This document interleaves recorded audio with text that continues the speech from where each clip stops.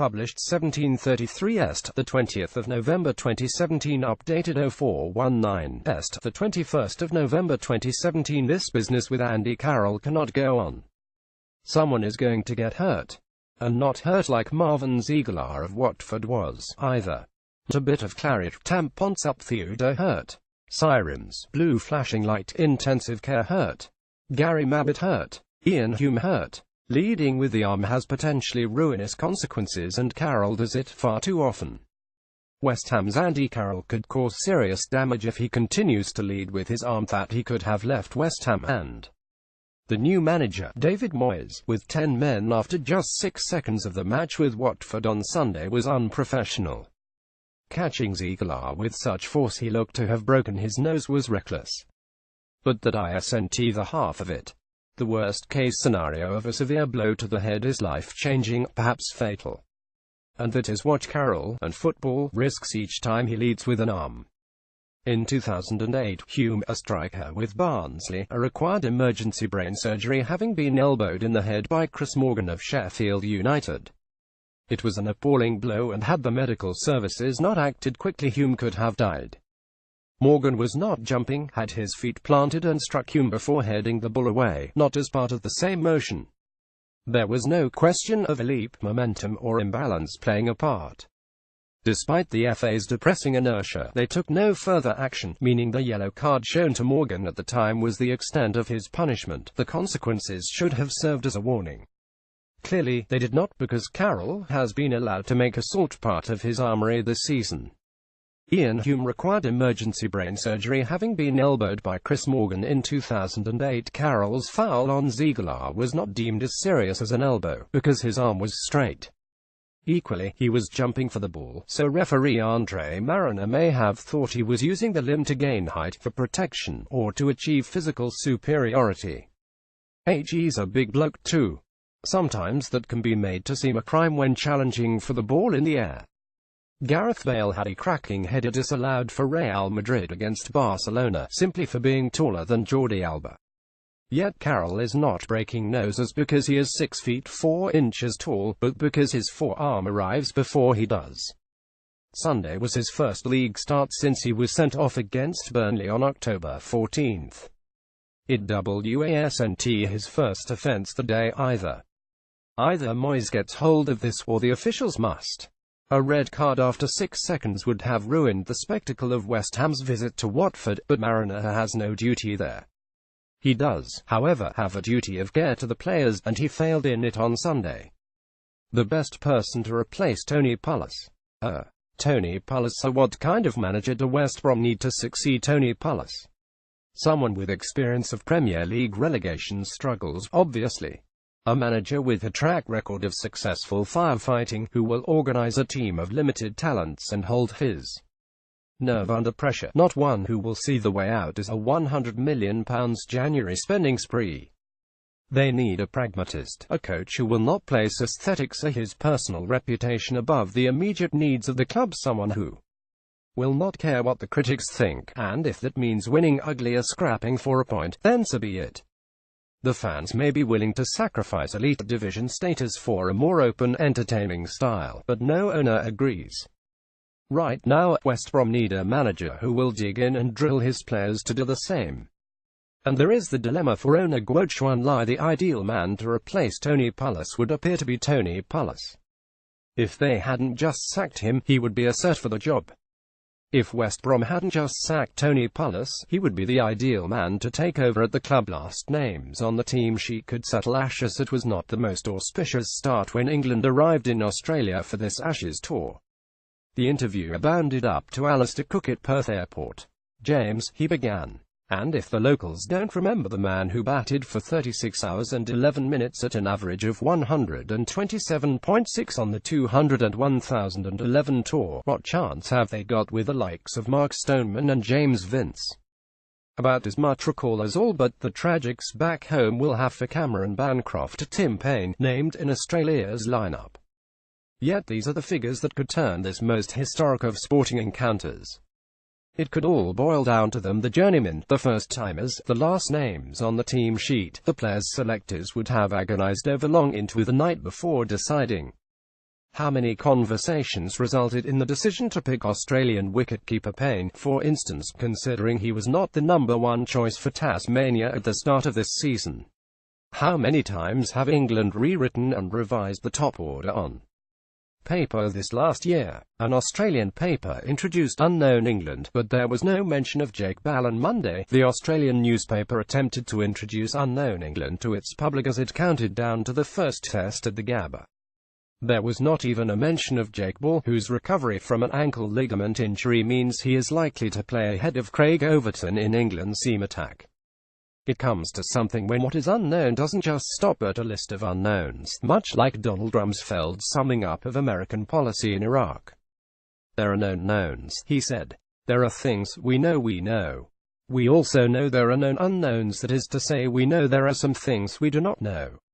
But there are also unknown unknowns, the ones we don't know we don't know. We hear you, Donald. England's Ashes 11 is pretty much like that.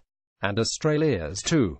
For what if a player like Bancroft, on his test debut having missed out when the tour of Bangladesh was cancelled, transpires to be the perfect foil for David Warner and Australia's openers turn the series? What if the sprinkling of gun players cancel each other out, meaning that tests are decided by a breakout star, a name few had imagined taking centre stage? Bancroft or Usman Khawaja, Vince or Dawood Malan. If one or two players rise to the occasion unexpectedly in a series as tight as this, it could be the tipping point. Dawood Malan is one of the unexpected players that could rise to the occasion. Down underway, all remember Shane Warne and Glenn McGrath, and in the best teams the most gifted players are often the difference. But when superiority is less clearly defined, ask Andrew Strauss about Peter Siddle's contribution to Australian supremacy, or the way Stuart Clark could tie up one end for 6 overs and build the tension. Isnt always about the household names. This is not, let's face it, a classic Ashes match-up. There are precious few great players in either team, and one of the best is sitting at home awaiting a call from his lawyers. Down here, they see Ben Stokes' arrival as imminent, part of another cunning pommy plot, but the reality is, even if the Crown Prosecution Service do not detain him this winter, in all likelihood the ECB will. So the Ashes is down at least one marquee name, and maybe more by the end given the fitness issues that have plagued some of Australia's frontline bowlers. All are available for the first test, but quite what condition they will be in as the tour moves deep into December is another matter. The supporting cast, players not yet on the team sheet even, could still have a huge role. England and Australia's best bowlers look well matched. One conceives of games in which Mitchell Starc and Josh Hazlewood get big wickets early, and the same goes for James Anderson and Stuart Broad, certainly when favoured by the conditions in the day-night second test in Adelaide. What if Tim Payne is a rival for Johnny Bairstow with the bat? The unknowns are fascinating. That applies equally to Warner and Steve Smith against Cook and Joe Root. All possess the quality to take the game away from the opposition, all have the potential for big scores in the right conditions. So what is left? The nuances, the many tiny battles that take place away from the primary focus. Can Moeen Ali match Nathan Lyon as a spinner? Can Chris Woakes and the rest of England's tail be as resilient as Australia down the order? Khawaja averages 63 in home tests. Peter Handscomb 53 in 10 tests. Can Vince Stoneman match or outstrip the scoring? Might Malan be better suited to Australian wickets than imagined? What if the unheralded Payne is a rival for Johnny Bairstow with the bat? That alone could change the entire dynamic of the series. Pat Cummins was Australia's fast-bowling prodigy, making his test debut at 18 in what was his 4th first-class match. He is 24 now, and has played just 5 tests due to a succession of injuries, including a stress fracture in his back. There was more than 5 years and 3 months between his first and second test appearances. Cummins is genuinely fast and could be as much of a threat to England as Mitchell Johnson was on the last tour. But can he stay fit? Again, we cannot know. Is the imponderables rather than the quality that contains the fascination on this tour? The intrigue is in the subplot, in the possibility that a game-changer will emerge, as Michael Vaughan did on the 200,203 Ashes tour, as Stokes did even in heavy defeat the last time.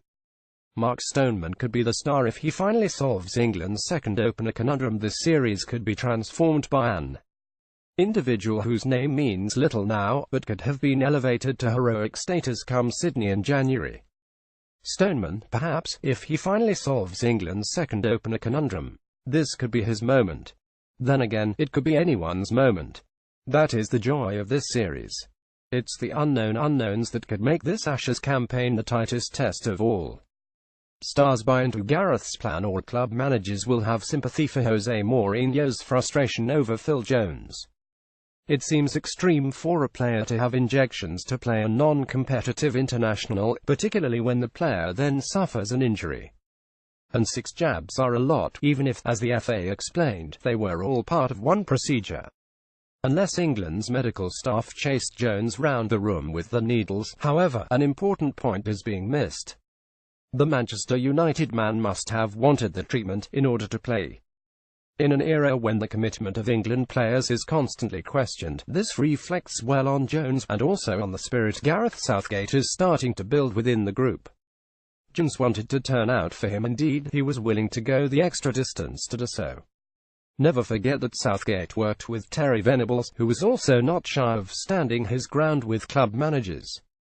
Venables was smart, and on occasions ignored friendly international dates in favour of a few days' training.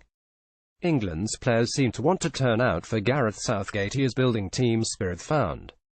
The managers were more cooperative if he set up a 3-day camp, rather than another fixture.